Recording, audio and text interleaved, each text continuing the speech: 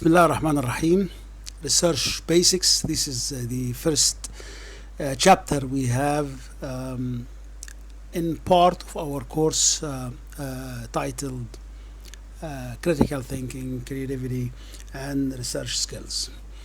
The chapter introduced just a brief about research, introductory level principles and fundamentals. The beginning of what we are introducing in this chapter is we try to tell you some misconceptions, some wrong assumptions about what does research mean. Some people may assume that if you are gathering some information, if you are writing a paper or something, just reproducing what is there about some facts or something, this is a research. No, it's not. This is not a research. If you are informing yourself, collecting some knowledge about something, using it research as a catchword or something, no, this is not research. In research, we are talking about a systematic in-purpose process we are doing that has a specific objective, right, to solve a specific problem. That problem is about something we don't know as humans in general. So it's a systematic process of collecting, analyzing, interpreting, and this is a very important part that is not there in the previous slide.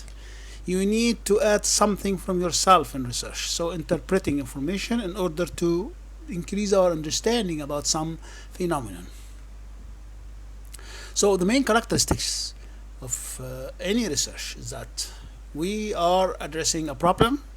A problem here means something we don't know, something we would like in the end of our research to know about it. So a problem doesn't mean a disaster or something that we have difficulties with. No, it's something we don't know. It's a gap in knowledge. And then you need to state a goal. A goal means some end result the research will introduce in the end. In research, in order to do something organized and manage our research, you need to and divide your area into sub areas, which is in sub problems, in order to make your work manageable. You need a plan.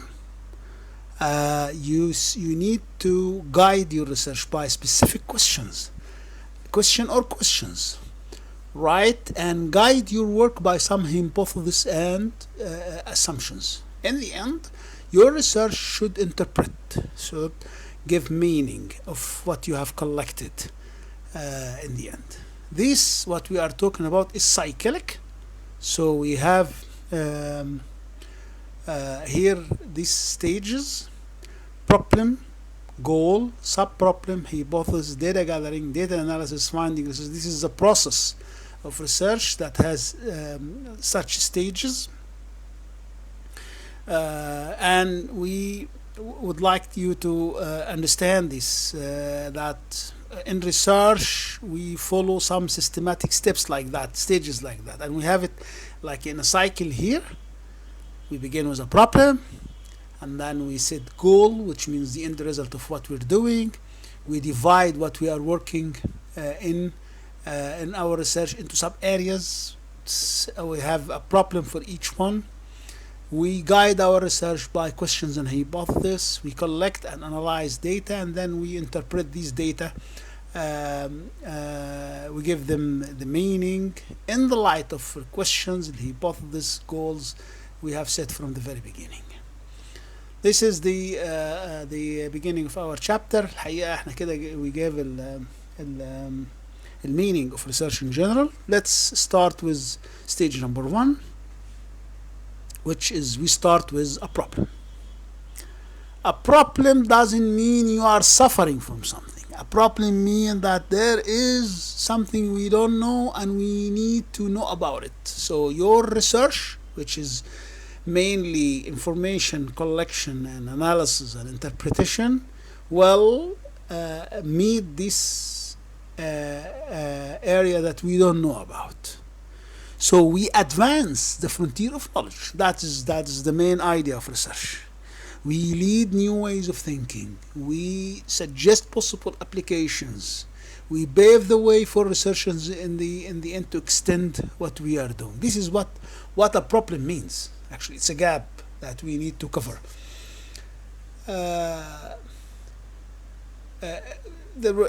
Usually, we may fall in some problems, some misconceptions.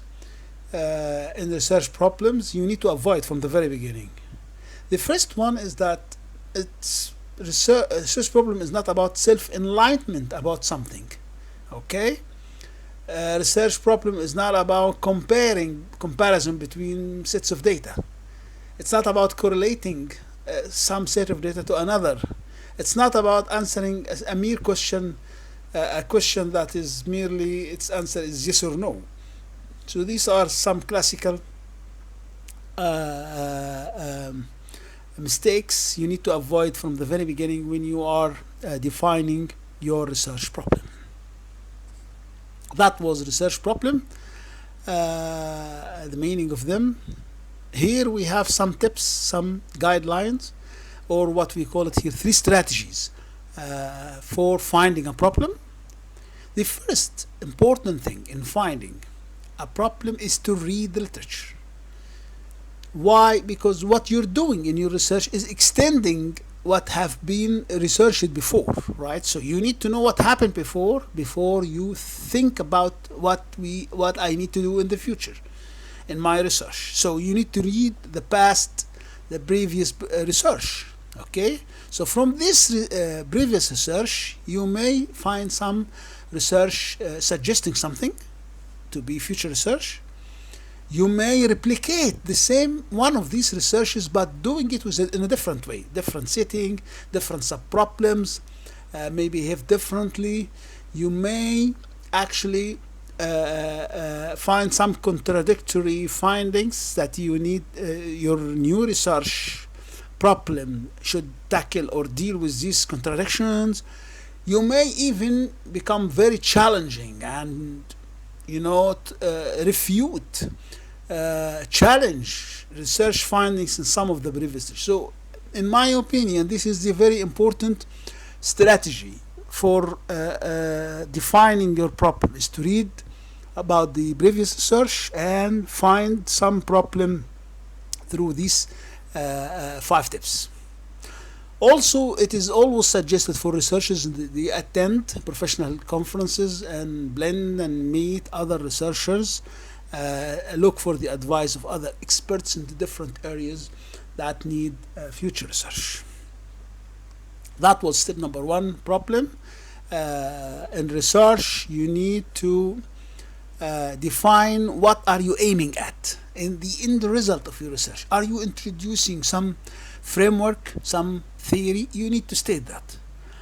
Are you just providing a challenge to something? Are you providing some application? Are you trying to test some hypothesis, some uses of something? You need to tell your deliverables in the end in a broad goal and then some objectives, which is sub-goals for that objectives. Let's see here. For the sub-goals should be stated based on identifying sub-problems, right? In order to make your research manageable, you need to divide and conquer. You need to divide your work into different areas, right? And state exactly what each area is and what is specifically the gap in this area you would like to cover. So it's called sub-problem here. You need to make your whole area researchable, right? So that would come by having logical sub-areas, and also as well for each sub-area you have a sub-goal and a separate question for it. So then in the end, in the interpretation, in the end of your research, you explain, interpret, have your conclusions for each sub-area separately, and then provide a general interpretation for the whole goal of your research. After identifying sub-problems, as we mentioned here in the cycle, we need to introduce or suggest some hypotheses for our research. Hypotheses are some suppositions, some guessing, educated conjecture, something to guide your research way. So you would like to cover a gap in knowledge, something you don't know, so you need to guess something that the end result will be like that. Okay, if I have some symptoms for the problem I'm suffering from, so the reason for these symptoms is this or is that.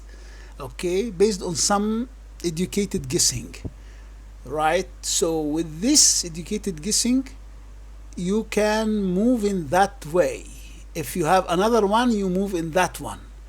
At the end of your research, you may find that your guessing was right. Okay, or maybe in the end you find that your guessing was wrong. Either was it right or wrong, that is a contribution that would tell future researchers to avoid this one and go to the other one. Actually, in research, we don't prove something, especially in social research. We find evidences that this may not be right or this may not be wrong, right? So hypothesis is like suggested explanation for our areas of research, prediction. It directs our way. It never prove or disprove. It just give you evidences. So you come up with this based on data and analysis. So over time, a particular hypothesis are supported by the growing body of data you have or not supported by them.